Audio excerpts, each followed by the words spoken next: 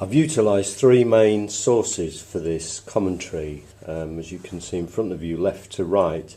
Successful Research Supervision, Advising Students Doing Research by Anne Lee.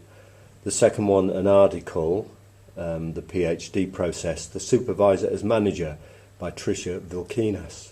The third one, on the right-hand side, is The Effective Academic, Kettridge et al. A proviso. I've been using two terms so far. One is research, one is supervision.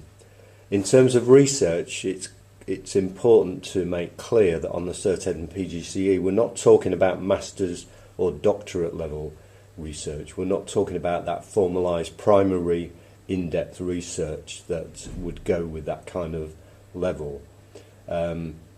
Possibly a phrase to bear in mind is that of Lee, that our students are maybe doing inquiry-based learning. This would certainly fit with the notion of the reflective practitioner or the teacher as problem solver.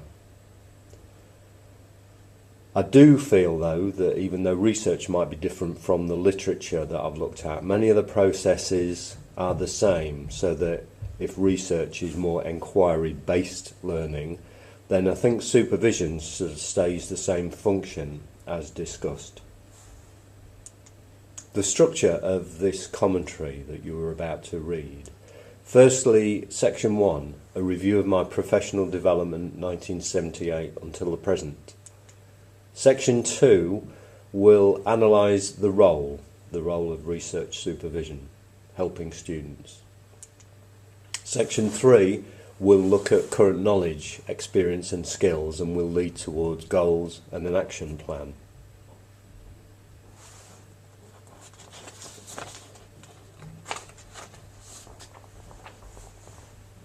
In terms of the literature on supervision, what do we find?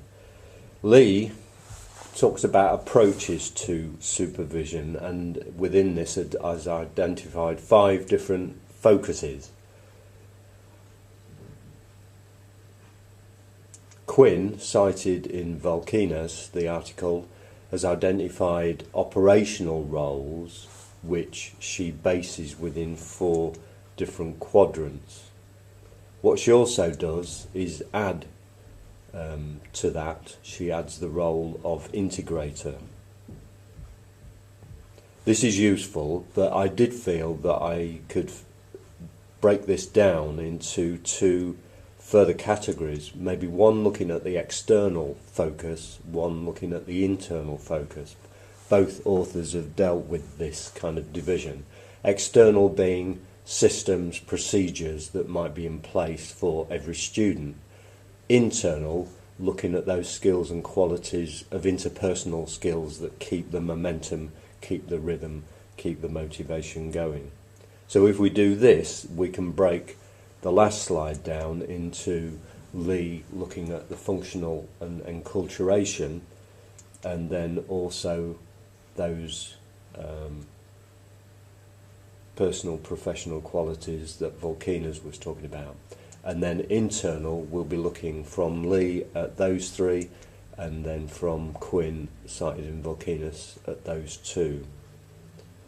Why do I want to do this? Lee has made a useful point when she says good academics and good supervisors surround themselves with good teams. I do feel that the partnership I'm involved with is a very good team, keen to utilise good practice and provide coherent overviews of practice and systems. So I feel that when looking at some of the criteria for this module, 729, the role profile, the audit, the action points, that I need to discuss the external in relation to the team as a whole.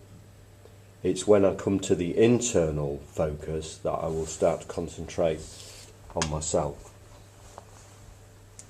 Speaking of which, I'm coming to the end of my professional career. I realised that when I was doing the timeline for this, that I actually started in 1978, a long time in the business, and using the word as Kettridge uses it advisedly. So I wanted to use part of this module as an opportunity to review my professional development. You'll see this diagram on the page, a timeline. Along the top left hand,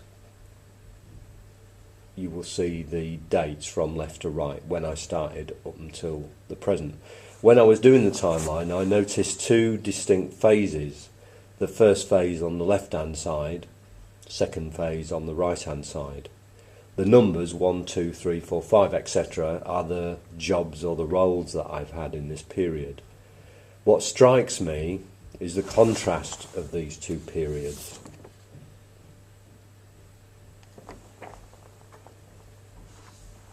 On the left hand side and the right hand side.